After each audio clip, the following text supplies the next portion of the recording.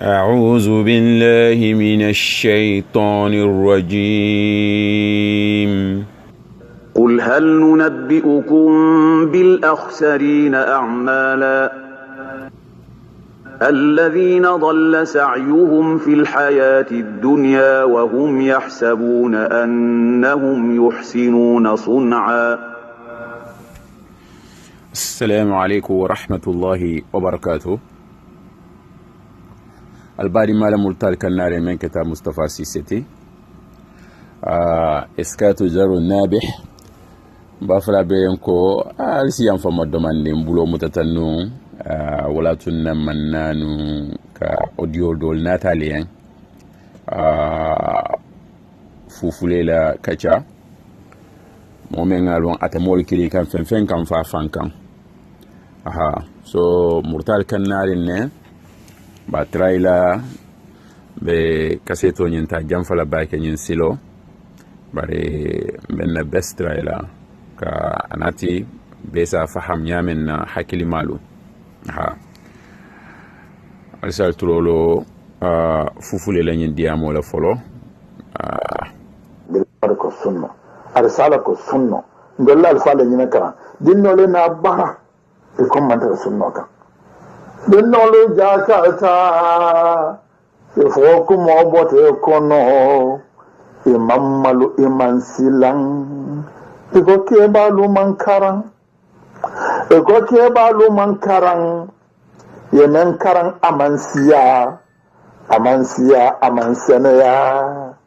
sunno e mawolon mina wuli abad mol men la arsanya ga alcohol man karano sagarul men de karando Allahu akbar fange baliya ka ban fanna karam baliya bidu molla kulon baliya iman kulon iman kara iman kulu ka ban fanna karam baliya bidu molla kulon baliya ya mbari no albeyin kuma kan moy ba gauzu abe kuma kan amel fokante bari ala saltulolo ala kuma kan ala amma wala kala nan biya ga kire a cikin na taliboti na da sanna la kuma jiyo ba qur'ana la londo la karola ndo frado da man furo denna akil dia la frada ma anan lon karola nda ziara sanji taga momo kanje non le kacira bola jambu na do banka nga do kala bonje o mala famma jir na be balo anan ba kawso abe sonna la londo la nda be sonna ko wala londo ko danda ana da aboja ko ana la londo ro dina la abe sonna ko ba kawso la kala ona la yenkiro na la kira bojo o frere damdo wala sera hada bukade wala sera bonje ta baliya bidu molla kulon baliya iman kulon iman kara iman kulu ka ban fanna karambaliya jutu molula kulon baliya yo mbade mo aliya fan la kumo moyle so la kuma folo aliya moyle mo men sa fan jayi asa fan promote so abo doron na la jang fan jayo anin fan promoto so ba kausu ate molekili kan fen kan fa fan nonte comme ngafo audio doto comme afan ngafan raddo wala munyinti como follow me ali amoy ani nyim fulanjang so amun ta ba fan jabi kan yo menyim menati la den temba dem lo ali amoy le no bari point on left wala itala awuzu fofana laftale aya fan jinde ala tolo ay men fuja ma ko se karan gelde nda ko ta ko olomo ko an yolan olomo ko an ngo fo si o kam mo fo ya ba ko ko de ko an ayo ya ran happiness a kala lon la yo ako ate dada ulumu Quran Sheikh Suleiman me nyinen kala awuzu fo bana kanyam men futa aka fa nyamale ba inde ma jang kawsula kuma fulolu na kindila nyola ka foko kawsu karantale mbota ulumu Qur'an wo fango alon wo fayelo komantonum atabe ka madda nyim fango to foku bari ate ulumu Qur'an ay wamira kulliyat Qur'an nat nkay na ko ibe ka fo ulumu Qur'an wante ulum al-Qur'an ulumul Qur'an ka wada tabundi nyabal wala ta ka bondi nyabala ka faslo ke te manyamintenna ulum Qur'an aka ko fem fula be wala fola mul yalon ko ibantara cilindi wo mota mutala kasla jera ka ko atamara bu kambay harful mambado kono wol betu e ka ba fa wala jibola kono akata masibo bate mo mi yalon ko e Qur'ano tankala janne kata jamil islamiyya e fudata jamil islamiyya itate takhassuso ke Qur'ano lala mo be yalon ko mo te jemi yalon ko abeka jum al-Qur'ano to muliyat ya ali amoyle rawzu fofana ibe gafo ulumul Qur'an gafo ulumul Qur'an ulumu al-Qur'an shego ya correction o di molla yo ani fana aka karanta so left al bisal tulolo suratul nur ayatan ani kononton jang a'udhu fofana bina karanna alisal tulolo nin Qur'ano balbula alisa yele ayatan ani kononton jang suratul nur alin alamoy kan ko kuma yin kira da kuma ka horoma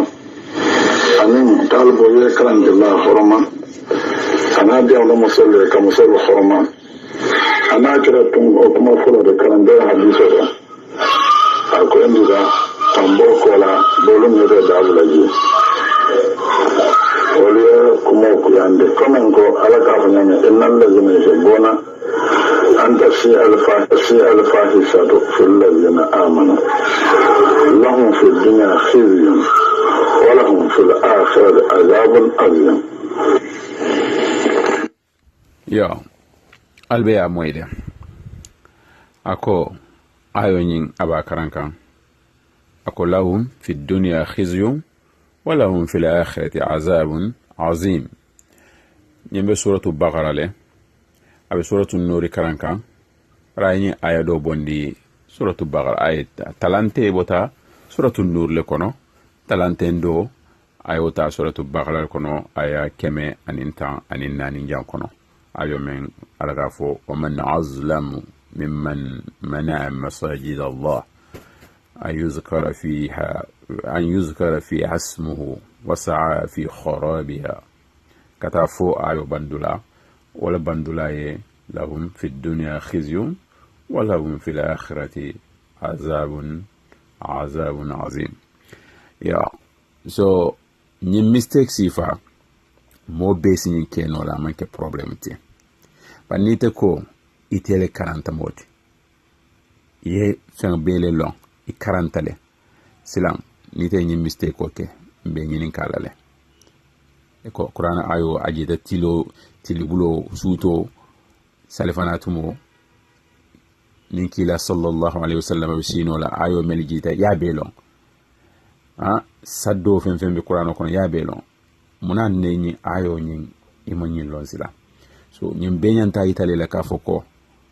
ala abe barakolo bokan ne la kol beto ifam maji Sheikh Suleiman continue demande njang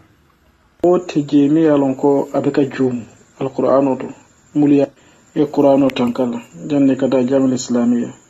e fudata jamil islamiyya itate takhassuso ke Qur'ano lala mo be yalon ko mo tejemi yalon ko abeka jum al-Qur'ano to muliya tanka bare ni nata yefanke da fendo de mi yalon ni hadama dongol manciri komin ko etem modete mi yalon ko ibeka nyina fo inyina da fanko o Qur'ano mi ta ko ya tankale mole tankar ndala baraja da felo ko atawo wulutal dura al-Qur'ano tara afango kungo kono ay nañin alquran ayo karan aya be tiñaten ceeɗo ya fo majmuo kono jang ibala fawwaro nin ala kalamuta baliya lonna minna nin mo majire mu abena murala aya ala miseko ñin dada alquran oto bara takela abe daminten to abe ñin dem mum beela to abe ñinirole la fo abe ta qiraaje lam yalon ko asike wote ba ni ko qira'a shadha wala qira'atul 10 mi yalon ko wala mutawatir mulka salila ika isahata 10 sabanin salatani ayka 10 wolu nin karanya fatata aka fata muntenna jama'ata kada tarar ko wo kuma kan wul muy fatata la ibe ka fasarlo ke minna ila manal ka sutiyanyo la walle ke cilinti bala manche ko e ayo mutawya mume wutuje ena kuma kan do se ndiya noto wala yatinna ay womin karan wo manche ayo tiyata lafta mun karanna ay ayo fololo fo bara labandula wo manke ayo nyinga mo ya karan wo manche wala bandulati bare nyembe tu yalon kunu e sungudo dole dia mo jindi ay min be foto kawsu ameta chiliyaren kawsu ameta tofo moyalale kawsu ameta makama nyinola dun akanyem mum be tu ketama mantara fenna na manke duniya nyinoti yo aliyo fana moyde jazakallahu khairan Sheikh Suleiman de bakausu aliyara kuma afan la kuma la ka afan raddo Sheikh Suleiman wakana dron an ta fala nyamen na yafo bara awuzu fan la ka afan raddo ali ngani na moy ay muske bal melma so ngalon ko telephone drol ni radrol siata kan amurta anata nyun kuma kan la fali sini tulolo fananna kala ne nyo foye ni da flo ko be on ne kana bay be na fano ko lo fota ko kan dilla man ken da den docteur wa no furuwaro inya musiya inya ke ya mura walle kala musiya to kala ke ya to walle kan ne fan azina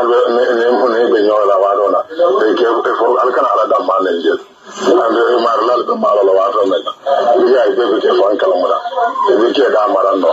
be nyone be ko mo be fala be nyoba banda ala da alkana wa ne je banda mala nyoba na mara ko ka ta nem mona la muso be melendi nyal so fudo wala sanan ga wa do be ko wala ko men baraka da ka to je ala da maraka wa do fala la kira bana ne muso kana je be ka wa nya ala fudo muso kalandira usa almol kalando usa fasulun an fasul yalo ida kana man wana ka da juna ba ka zo kama ya la da ba ko me ba ka zo mai wala ba ka ba ko mai ko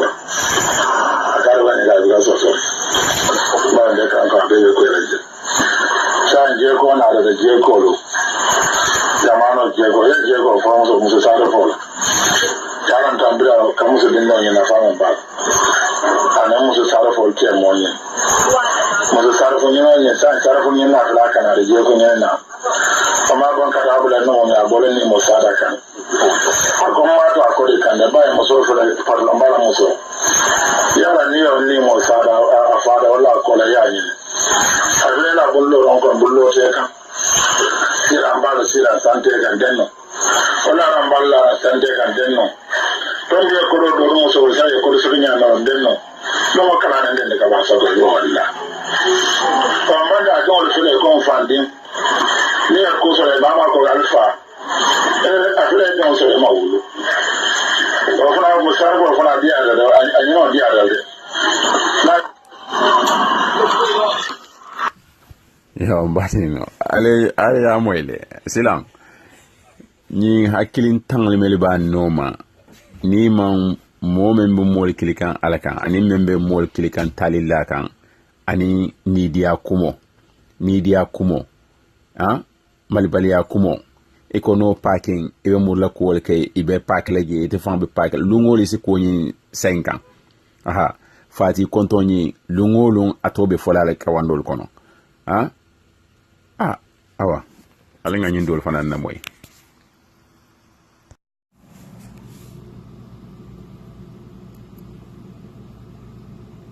قل هل ننبئكم بالأخسرين أعمالا الذين ضل سعيهم في الحياة الدنيا وهم يحسبون أنهم يحسنون صنعا. السلام عليكم ورحمة الله وبركاته. الباري مالا ملتال كالنار من كتاب مصطفى سيستي إسكات جر النابح بافلا بينكو السيام فما دومان بلو متتنو wala tunna mannanu ka audio dol natalien fufulela kacha momengalon atamol kiri kan fen kan fa fankan so murtal kan narin ne ba traila be kaseto nyinta jamfala ba ke nyin silo bare benna best traila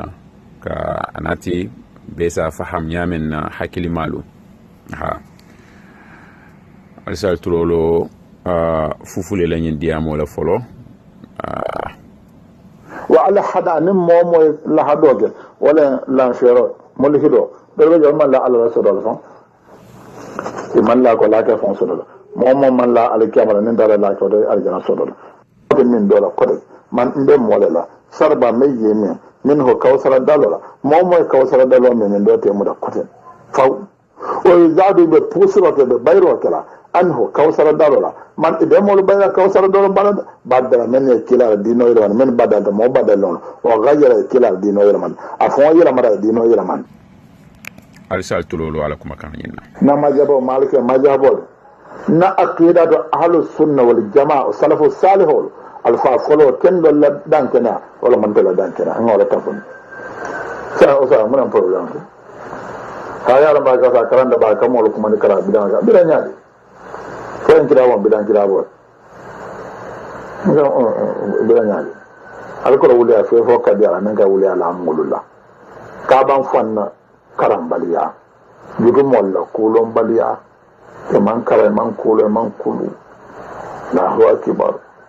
ya la ko annahu arsalaka bi ama ibn abi zaid khairawani malikira kuma ko la muhammad rasulullah dina ko la member kila bala وأنه كنا من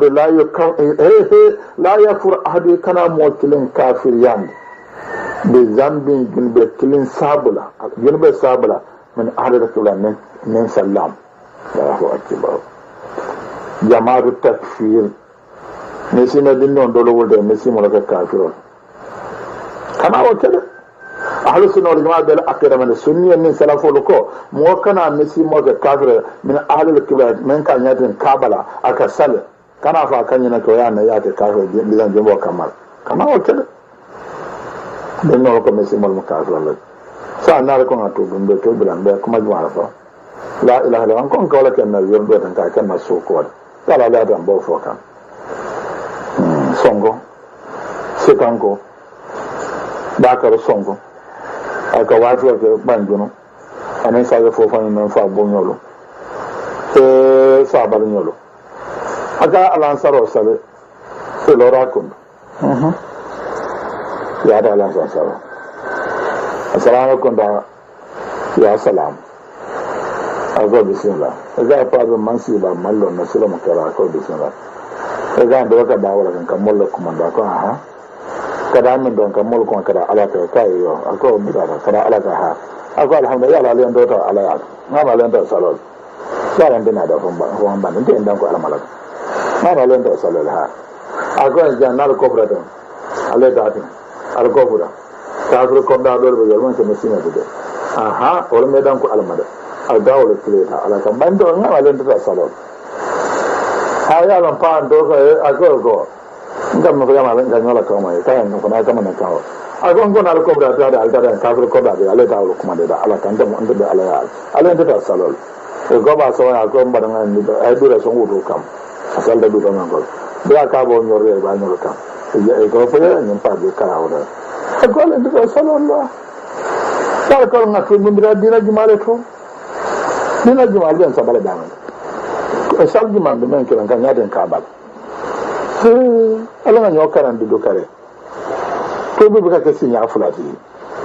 wa anna la yakun ahadu kana mo ka kafirat yo ale ba ka usula kuma ka moyle nin kalen ko ba kausu barako be bo kan ala ko beleto asilamolla ni ko lonna la sidiamu ten anyway be Sheikh Suleiman Touré ba ñinen kala ñen diamola be kausu ñen men foten Sheikh Suleiman ite mun fo ñen to dum fulan jango ako ñen namu itella akidate etel mo muslim mo ledi etel mo liman ya mo leti woto nen dinnawal naata ko e tuubi etel be tuubi la nyaadibe jam fanam mo bala fa bata kawsula koto kawsu malon tuubo anen kafiro e labo kafiro ya kono kam muslim ya amma wo fanam fadam fanso bondino nyoto kila ko sallallahu alaihi wasallam lungolum nkan tuubi sai alama mi sinya tawar wala si anata filar doto nkan tuubi sai alama mi sinya kemesi nin alala kila ke tuubi sai alay nyin ko ndama ko ay yelero chayele pour nyin kamma sala junubol kafar mulun tambita nim mulun kana ni wala ke tuubi sai alamate tuubo manke kafir kote tuubo wala mu misilmo munta yalon ko aya mari tonye ayna aya fanse yama e ka folen ko at-tauba woni islam mankilinde ka foko aslama wala taba e mankilin misilmo wala ke tuubi sai alama ni te la jahiliya atina ima wolon woto mol mun ka karete bulu wol jelo ko kuranto min kono nyanta farara ka oper itata nyika ya de pusi lala mi yalon ka mamme keno duniya kono e kaya oper akono be farara de dal bitun dum fo wala kono fararo anin docteur mi yalon ka la do ko le operote ila kono fararo be kilina mo balal ba hani nyim mol mun be noma aka fem fasara li nyin dinanto wo be tu ka falnga li filbante yanna bare insha Allah nin alfuda da lakira alama sinin albalon na la fo kawso ka dino la falye koy ndiroto ba fo kawso ka wuliya la falye filindiroto wo be koylal male nal fuda da alama min jidal konte bo albalon na la mol diamotal ye kumo be falye yal dandala almanson ka mo kumo moy nin alfuda da alama lanjuro mi yalon ko abentul naltema hakote nga wokele wala intika ko ndalla ko nyi nyimum faja wuli yalan ay nyimum faja wuli yalan alta mura le talon nan la kumol kan al yajibe fo kawsula ka wuli ya faleba fondel ka wuli ya falye al balon nala nin nal fuda da lakira nin al hala nyama nin del ka wuli ya falye al balon nala nin kawsula fanan ka wuli ya falye al balon nala dal kawso fongal no ka fem falye be mu wuli yalete imma ay dula fasar mi yalon ko jahiliya la tinna ma foku walla ay dula fasar mi yalon ko wo nin wo koy ndeta wo bala ko le tinyala wala tinna aya fo anidiyala al balon nal fatala ka wace ba fondal la ka wace nal fatata la kira al be wolon nan muslimi ya kunati kawsu malon mummu tuboti anin mummu kafirola dungo muslimi ya kunati anata wuliya bado fanan fo ka foko nim mo fata ibe wodun dila kaburo kono ka foko la ilaha illa allah ay woke dalilo timunna ko ka foko kila sallallahu alaihi wasallam ko laqanu mautakum la ilaha illa allah talqinu wonin ataka nyim mum foto wol be jam fari nyola ko ba wuli kilin ataka mum foto wonta talqino mom yalon ka be baluru ngabe ni bo kan anyake sol be mararin atulo ka fengol moy e kasi wala dala e ka la ilaha illa allah kumofo pour nyin kammala ko asiwo kuma kan fo ay ke ala kuma kan labangoti janna ka bo duniya kono e ka wala tola ko talqino bare jan kalimatu mauta atiyamuta ko wala mo furelti ka foko mauta at waliyatinna atiyamuta ko wal mo faru ngollete bare jan kalimatu laqinu mautakum wo manche ko janto ko moli min fata be wallela bar mol mi yalon ko ibe nibo kan ibe wallela jang pour aliyat talqino ko waliye e kala ilaha illa allah kumo fadala pour nyin kamara ko wosike kuma kallabangoti abe mum fola ani waybo duniya kono jambaro manche ko fure fata albajindila kaburo kono alkawofo alaftajala ko woni munnata sunnoto ka fure dunde kaburo kono ka foko bismillah wa ala millati rasulillah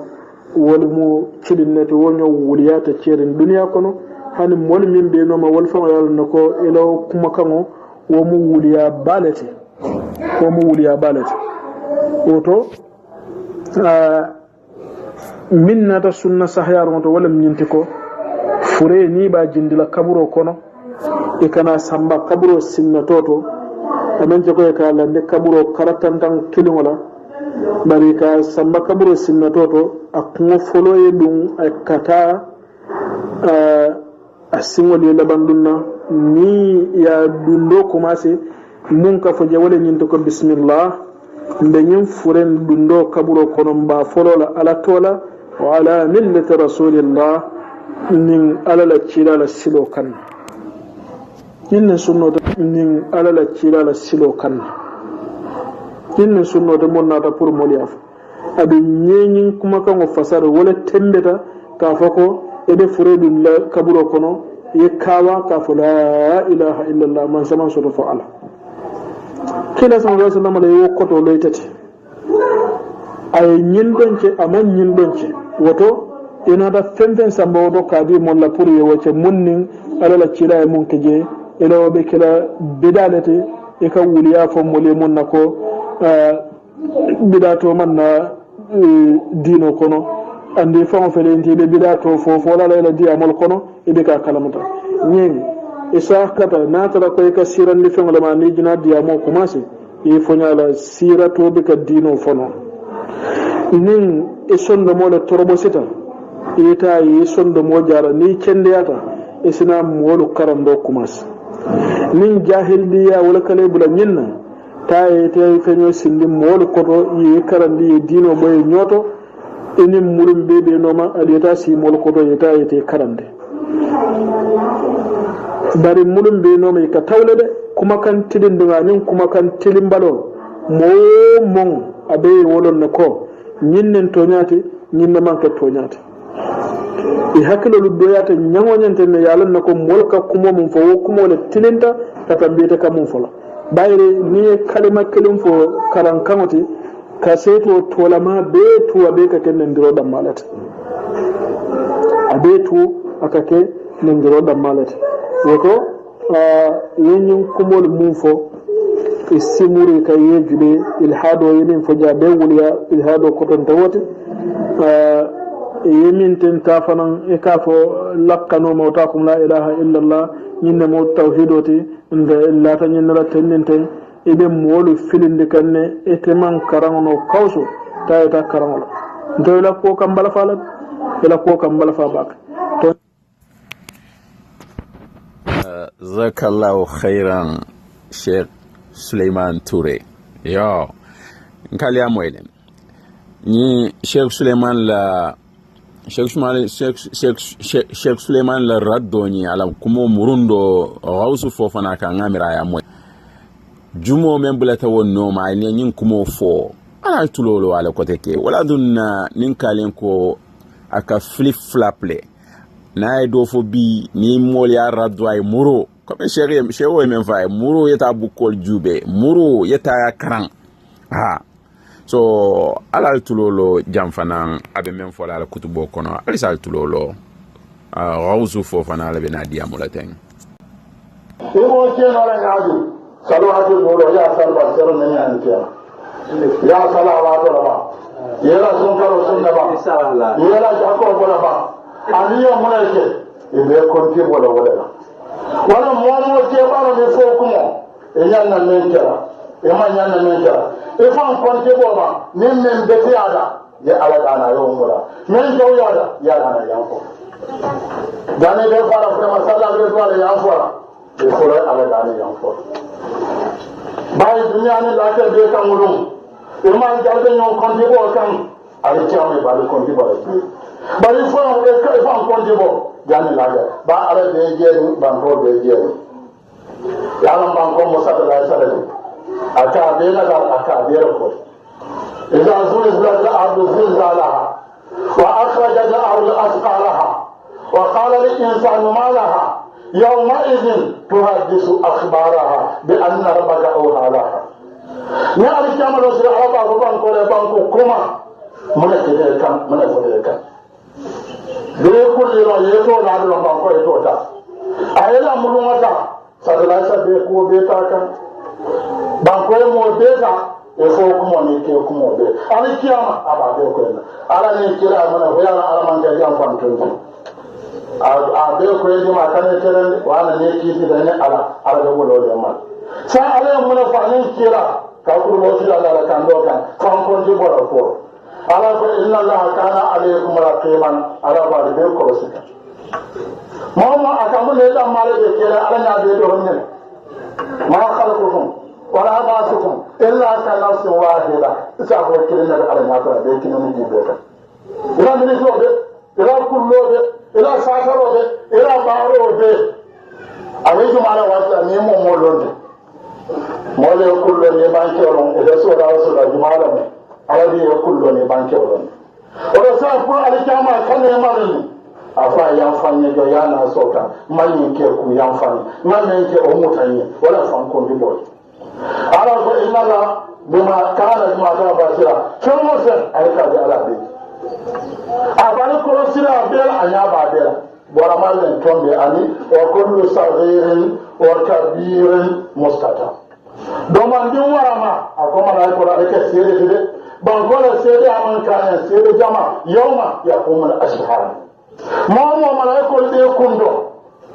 ma yalfizu min qawlin illa ladhi raqibun atid ila kuma ya bena ta ya bera ko ba fara wa ma ila voice wala be kile alkiya ni kasara de yana malaikul de bara nyaate genu ala de ena ay malaikul ala siya dio ena ala sita ala ko eta alwana dole mo anala dinna be siroga ala mo do anala dinna aka ma ke ba nyoko no aka fa ala do ko aka do ko mo aka de ena do ya sai aka na dinna baraka bena ro ko ena de tenda mo dala yala ne ena do ke mo aka de kis la ne ko ma ba te mala ba malaikul de bitinin fejan ite jira suro tini yana fo ya deke elin ne le yana na ta da kuma be to fara yo ko ko mo ma je malaiko ya ana ta anin be ko anin ni so ana ne so na ta ta bala be na na wa so la ba to malaiko ne so da be fa se aka se da ko tina ba ala ya ko mo ka ta dubo aka tubo fa se ka be ku ka be mo da sa ma kamar la zambala ana ba to kan ne fulo sala banda ko mo sira ana na fam ko to ma to ala ko inna rabbaka la bil mirsad ala ta da ka dubo aka tubo fa se ka be ku ka be mo da sa ma kamar la zambala ana na to